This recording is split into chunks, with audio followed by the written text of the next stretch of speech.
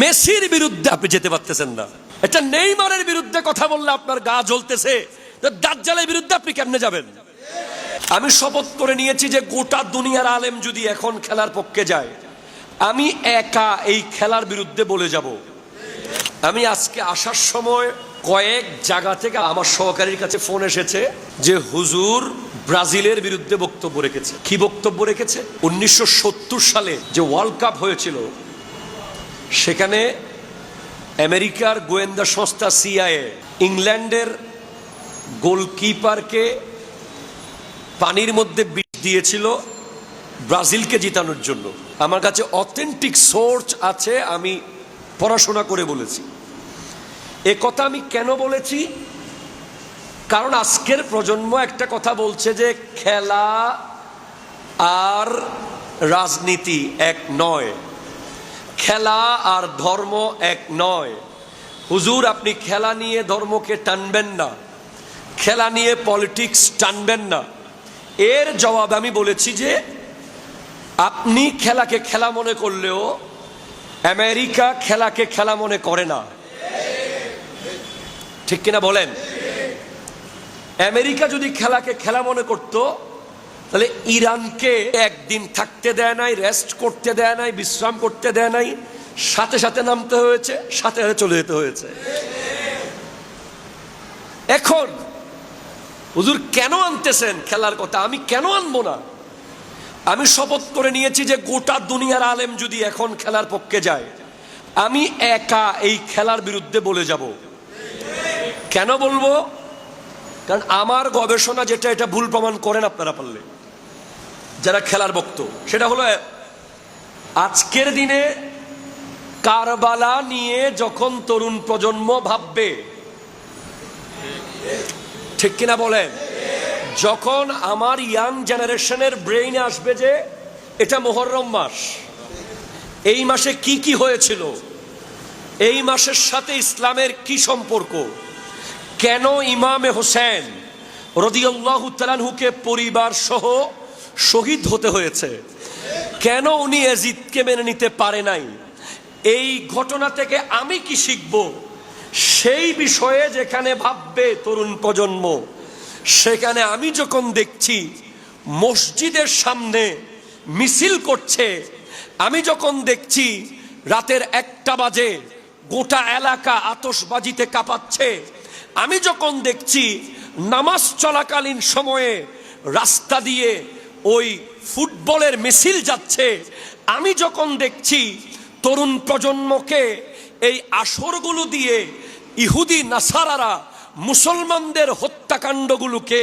Normalise করে ফেলতেছে, মুসলমানদের ভিতর থেকে জিহাদি চেতনাকে নষ্ট করে ফেলতেছে, মুসলমান তরুণকে ফিলিস্তিনের আগ্রাসনের কথা ভুলিয়ে দিচ্ছে, ইরানের আগ্রাসনের কথা ভুলিয়ে দিচ্ছে, মুসলমান তরুণের ভিতর থেকে জিহাদের জজবা নস্যাৎ করে দিচ্ছে, মুসলমান তরুণকে দাজ্জালকে রিসিভ করার জন্য প্রস্তুত করছে। আমি অবাক হয়ে গেলাম। আপনি আমার নবীর সামনে দাঁড়িয়ে বলতে পারবেন যে আমি অমুক প্লেয়ারের পক্ষে গিয়ে অমুক হুজুরের বিরুদ্ধে কমেন্ট করেছি, যেই হুজুর খেলার বিরুদ্ধে বলেছে সেই হুজুর ধরলাম ভুল বলল, তাই বলে আপনি কি একজন পক্ষে গিয়ে একজন আলেমের বিরুদ্ধে যেতে পারেন?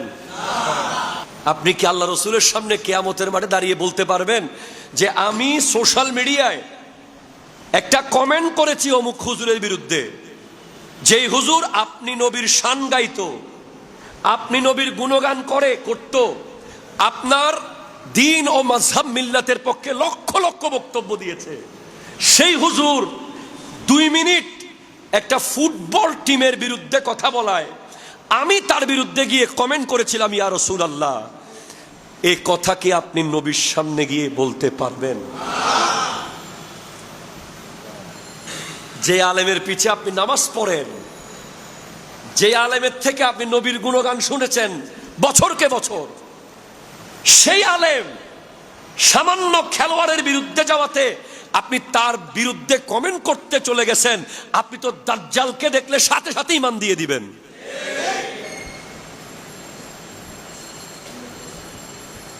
একটা খেলোয়াড়ের বিরুদ্ধে আপনি যেতে পারতেছেন না। আমরা তো আপনাকে খেলা দেখতে মানা করি নাই, আমরা আপনাকে বলেছি যে খেলা নিয়ে তর্কে যাবেন না, এটা আপনার জীবনের অংশ নয়। এটা কিছুক্ষণের মানসিক রিফ্রেশন বলতে পারেন। আপনি আগ্রাবাদ দিয়ে যাচ্ছেন, রাস্তায় টার্বের ভিতরে কিছু যুবক ফুটবল খেলছে, আপনি আপনার বাইক দাঁড় করিয়ে 10 মিনিট দেখলেন, দেখার পর আপনি বাসায় চলে গেলেন, বাস ওখানেই শেষ। এখন আপনি সেটাকে ওখানে শেষ করেন নাই, সেটাকে আপনি চার দোকানে নিয়ে গেছেন, সেটা অফিসে নিয়ে গেছেন, সেটা আপনার ঘরে নিয়ে গেছেন, আপনার বাচ্চাকে ওই দেশে ড্রেস পরিয়েছেন। আপনি যেখানে আপনার আব্বা আম্মার সাথে সংবাদ দেখার সময় একটা অ্যাডভার্টাইজ আসলে বেগানা মেয়ে দেখলে লজ্জা পেয়ে যেতেন, এখন আপনি যখন সবাইকে নিয়ে খেলা দেখেন, ছেলে বৃদ্ধ আবাল বনিতা নারী পুরুষ, তখন গ্যালারিতে অশ্লীল দৃশ্যগুলো আপনার কাছে নরমালাইজ হয়ে যাচ্ছে, এগুলো আপনার কাছে ইজি হয়ে যাচ্ছে, আপনার লজ্জার পর্দা তুলে ফেলতেছে। ঠিক কিনা জোরে কথা বলে? এটা কি আপনি বুঝতে পারছেন না? আপনি বলছেন 4 বছর পরে আসে, এখন 4 বছর আসে 4 মাসের ভিতরে। কিয়ামতের আগে আমার নবীর স্পষ্ট হাদিস, লা তাকুমুস সাআতু হাত্তা ইয়াতাকারাবাজ জামান, ততক্ষণ কিয়ামত হবে না যতক্ষণ পর্যন্ত সময় সংকীর্ণ হয়ে যাবে না। কিয়ামতের আগে বছর যাবে মাসের মতো, মাস যাবে সপ্তাহের মতো, সপ্তাহ যাবে দিনের মতো, দিন যাবে ঘন্টার মতো, ঘন্টা যাবে সেকেন্ডের মতো। তো অলরেডি আপনি আগামী বছর কোথায় খেলা হবে, আগামী 4 বছর পর সেটার জন্য প্রস্তুতি নিচ্ছেন, সেই প্ল্যানে আছেন।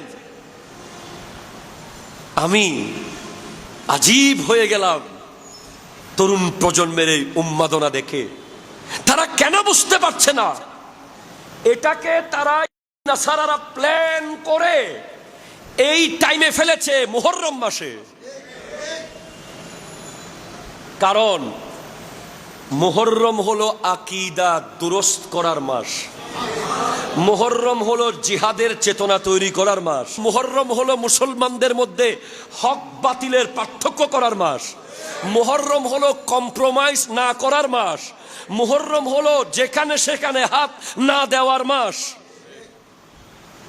সেই মুহররমের চেতনা কারবালার চেতনাকে দুলিশাত করে দিয়েছে।